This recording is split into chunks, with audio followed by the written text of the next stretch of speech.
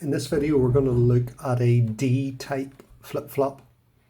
So I've got one here, but I'd like to show you how we find it on this software. So if you come up top left to draw and then scroll down to digital chips, I think, yeah, and across to add D flip-flop. Click on the page on the screen and you've got your D flip-flop. I want to put an input into the D here, so I just press I for input. And I want to put an input into this strange input as well. We'll be explaining this shortly. So I'll just draw that a different length. And I want an output on the Q, so press O and drag out an output there. And that's enough for us to be able to play with this. In a previous video I had a switch connected to 5 volts, but here we can just make it a digital input and we can click it on and off. So you'll see if I run that circuit now that I can turn this input high, low, just by clicking on it. High obviously means 5 volts or a 1, and low means 0 volts or just 0. And same with this. So I'll just move that up a little bit so we can put our graphs on. I want to have a graph for this input. So if I hover over the input and right click, I can say view in scope. And we get our graph. I want a graph for this input. Same again, view in scope. The two graphs are now side by side. And a graph for the output, view in scope, 3 graphs side by side. I would prefer these graphs were one above the other. So if I come to the left graph, I can say stack. And then if I come to the 2 graphs, one on top of the other again, and stack. Sorry, if I come to the right graph and stack, I should have all 3. Now they're rather small at the bottom here, but if you hover around here until you get this blue line, it'll let you drag them up. And I just want to check that they're in the right order. Yeah, this input is the top graph. You can see it turning blue when I hover over it. Second input here is the middle graph. Yeah, and that output is the bottom graph. So that's perfect. So let's figure out how this D flip-flop actually works. We've got 2 inputs and an output. Let's just have a play with it. So turn on this input. That hasn't done anything to the output. You can see incidentally here on the graph that the input is on, and you can also see it because it's turned green. So turning this input on and off doesn't seem to do anything to the output. What about turning this input on and off?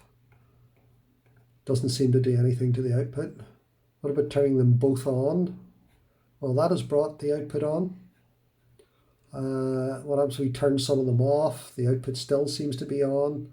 It's a bit difficult to see a pattern here with both inputs turned off and the output still on. Okay, this looks a little bit unusual, but there's actually a very basic rule here that determines how this flip-flop is behaving. And the rule is simply this.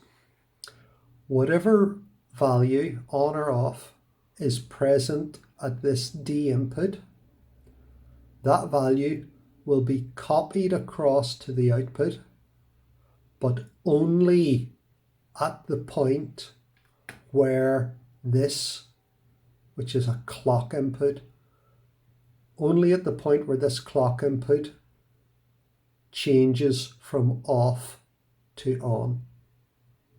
So with this sort of gate, the output can only ever change when the clock pulse changes.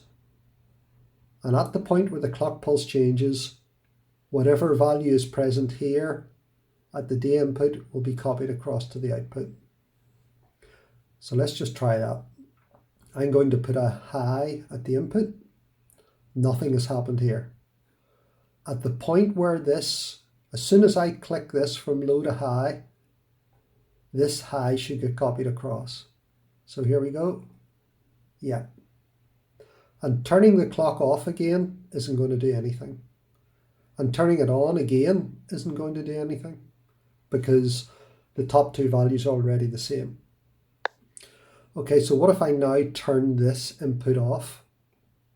Well, it doesn't have any effect, because remember, our rule is the value here moves across to here only at the point where this clock pulse changes. So if I now turn this clock pulse from off to on, the low will copy across to the output. There we go.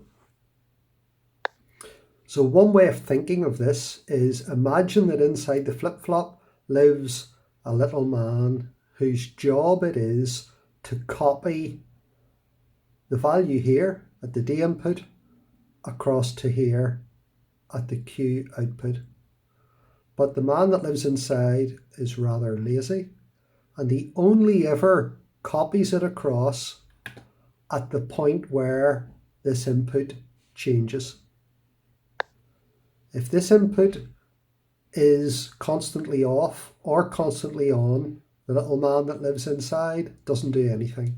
It's only at the instant where this changes from off to on.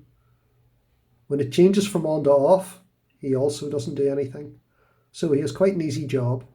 Whenever this clock input changes from off to on, copy this value at the D across to this value, across to here at the Q output. Let's just check that that does work on the graphs here. You can put the reset button at any time to clear your graphs. So I'm going to put a high at input D. Because there has been no change from off to on at the clock, there's been no change in the output. But as soon as I turn this on, this will copy across. Now I'm just going to stop that so we can see in the graphs here that that did happen. Here's our clock input, and the instant the clock input came on, we see that the output came on. So as soon as the clock pulse goes from off to on, whatever value is on the input, in this case 1, gets copied across to the output. And we can also see here that turning this clock pulse off doesn't make a change. It's only when the clock pulse changes from off to on. And this changing from off to on is called a rising edge, because it rises from 0 to 1.